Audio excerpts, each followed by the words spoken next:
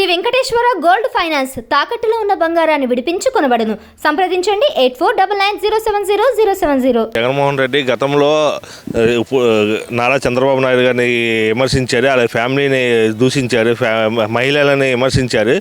వాళ్ళు స్థానిక ఎమ్మెల్యేలు కొడాలి నాని గారు కానీ, వల్లభనేని వంశీ కానీ, అంబటి రాంబాబు కానీ వీళ్ళందరూ విమర్శించారు. కాబట్టి మొహం చల్లగా డబ్బు పోయినా పర్వాలేదు, పరువు పోవద్దని రావట్లేదు. గతంలో చంద్రబాబు నాయుడు గారికి 23 సీట్లలో 5 సీట్లు తీసుకుంటే 18 సీట్లు ఉంటాయి, నీకు ప్రతిపక్ష హోదా ఉండదని చెప్పారు జగన్మోహన్ రెడ్డి. అదే తెలిసి కూడా జగన్మోహన్ రెడ్డి ఇలా 11 సీట్లు ఉండి ప్రతిపక్ష హోదా ఎలాగ అడుగుతున్నారు? జగన్మోహన్ రెడ్డికి అన్నీ తెలిసి కూడా పరువు పోతాడు, వస్తే ఇవన్నీ అడుగుతారు సమస్యలని, పరువు పోతాడని మానేశారు అసెంబ్లీకి. మరి ఇక్కడ జగన్మోహన్ రెడ్డి గారు మాటికి కూడా ప్రతిపక్ష హోదా ఇస్తేనే వస్తానని మాట్లాడడం ఎలా అనిపిస్తుంది అంటే, ఇక్కడ చాలామంది కూడా వెటకరెత్తున్నారు. అంటే చిన్నపిల్లడికి చాక్లెట్ ఇస్తేనే నేను స్కూల్కి వెళ్తాను అనే విధంగా మాట్లాడుతున్నారు. అసలు వ్యక్తిగతంగా మీకు ఎలా అనిపిస్తుంది పదవి ఇస్తేనే వస్తానని మాట్లాడడం? ప్రజల గురించి స్పందించే నాయకుడు అయితే ఇవన్నీ అడగరు. ఒక సీటు ఉన్న అసెంబ్లీకి వెళ్ళి నిలబడి పోరాడేవారే నిజమైన ప్రజానాయకుడు అవుతారు. ఈ జగన్మోహన్ రెడ్డి ప్రతిపక్ష వారాగా కావాలని భయంతో అడగలాగా చాక్లెట్, చిన్నపిల్లడు స్కూల్కి వెళ్తే నేను చాక్లెట్ కొనిసిస్తే అవి కొనిసిస్తేనే స్కూల్కి వెళ్తాను అన్నట్లుగా జగన్మోహన్ రెడ్డి ప్రతిపక్ష హోదా ఇస్తానంటేనే వస్తానంటున్నారు అసెంబ్లీకి. ప్రజలకి ఏ స్పందన ఇస్తున్నారు జగన్మోహన్ రెడ్డి అంటే? మేము ప్రజల పక్షాన లేము అని స్పందిస్తున్నారు. మరి ఇక్కడ ప్రధానంగా చూసుకుంటే జగన్మోహన్ రెడ్డి 2029లో గెలుస్తారా లేదా? ఇప్పుడు దాని గురించి చర్చ జరుగుతుంది. అసలు మీరేమంటారు? 2029లో జగన్ మళ్ళీ సీఎం అవుతారా? జగన్మోహన్ రెడ్డి 2029లో ఒక సీటు వస్తారేమో నమ్మకం. ఇప్పుడు 11 వచ్చే, గతంలో 151 వచ్చే, ప్రజలేమో మధ్యలో 5 తీసి 11 ఇచ్చారు. ఇప్పుడు పక్కన 11కి ఒకటి తీసి ఒక సీటు ఇస్తారు జగన్మోహన్ రెడ్డికి. 2029లో ఒక సీటే కన్ఫర్మ్ రాసుకోవచ్చు. ఎందుకంటారు? ప్రజల పక్షాన అసెంబ్లీకి వెళ్ళి పోరాడకుండా ఇక ఇంట్లో కూర్చొని తాడేపల్లి ప్యాలెస్లోను బెంగళూరు ప్యాలెస్లో కూర్చొని ఈ ప్రజల గురించి మాట్లాడుకున్న డబ్బులు, గతంలో సీఎంగా ఉన్నప్పుడు సంపాదించిన డబ్బులు ఎలాగ దాచుకోవాలి, ఎలాగ లాగకోవాలి, ఎక్కడ వేయాలి, సిబిఐ కేసుల నుంచి ఎలా తప్పించుకోవాలని ఆలోచించిన తప్ప ప్రజల గురించి మాత్రం ఆలోచించే పద్ధతిలో లేరు జగన్మోహన్ రెడ్డి.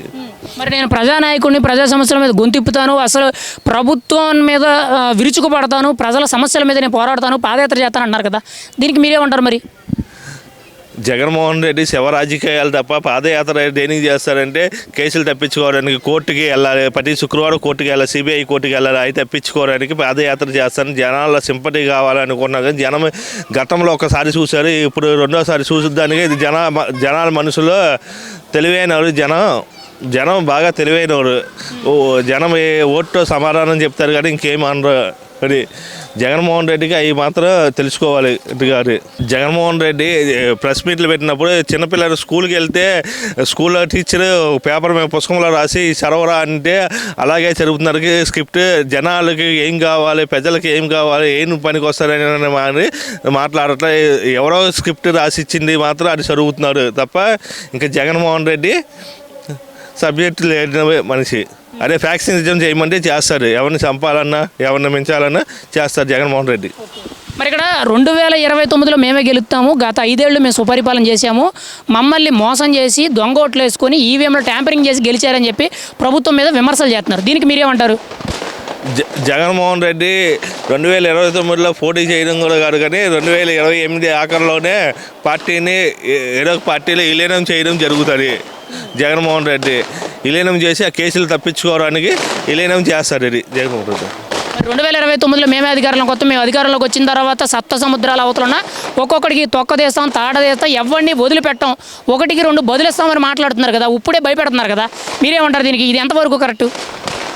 జగన్మోహన్ రెడ్డి 2019లో అధికారం వచ్చిన తర్వాత ఎన్ని చేద్దాం అనుకున్నా అటు ప్రతిపక్షాలని చంద్రబాబు నాయుడిని ఎన్ని కేసులు పెట్టినా ఏమీ చేయలేక తోకముడ్చుకొని ఉన్నారు. ప్రజలు చూస్తూ ఉన్నారు, అన్నీ గమనిస్తూ ఉన్నారు. సప్త సముద్రాలు వెనకాల ఇంకా మన జగన్మోహన్ రెడ్డి పారివారం తప్ప ఇంకేమీ లేరు.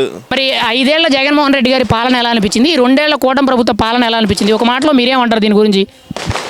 జగన్మోహన్ రెడ్డి 5 ఏళ్ల పాలనలో వ్యాక్సినేజం, రౌడీయిజం, దోపిడీ, దొంగతనాలు, గంజాయి, డ్రగ్స్ మాదక ద్రవ్యాలతో యువకులను చెరగొట్టడం జరిగింది. కాలేజీ స్టూడెంట్స్ అవన్నీ ఇప్పుడు రెండేళ్ల పాలనలో కూటమి పాలనలో అవన్నీ సరిదిద్దుకుంటూ అవినీతిని అక్రమాలని నిలబెట్టు చేయడం జరుగుతుంది. అలాగే కూటమి ప్రభుత్వం సంక్షేమ పథకాలు జనాలకు ప్రజలకు అభివృద్ధి ఏంటో అమరావతి పోలవరం ప్రాజెక్టు ఇవన్నీ పనులు పూర్తి చేయడం జరిగింది. అలాగే భోగాపురం ఎయిర్పోర్టు రోడ్లు పంచాయతీల్లో రోడ్లు కానీ కాలువలు కానీ గిరిజన ప్రాంతాల్లో రోడ్లు వేయడం. మరి ఫైనల్గా అయితే ఒక మాటలో మీరేమంటారు? 2029లో ఎవరు గెలుస్తారు? జగన్మోహన్ రెడ్డి గారు అయితే గెలుస్తారా లేదా కూటమి ప్రభుత్వం అయితే గెలుస్తుందా? మీ మద్దతు అయితే ఓపెన్గా ఎవరికి? 2029లో కూటమి ప్రభుత్వం అయితే అధికారంలోకి వస్తుంది కంపల్సరీగా. బంపర్ మెజార్టీతో కూటమి ప్రభుత్వం మాత్రం అధికారంలో రావడం బాగా ఉంటుంది. జగన్మోహన్ రెడ్డి మాత్రం ఇందాక అన్నట్లుగా ఒక సీటుకే ఖాయం అవుతారు.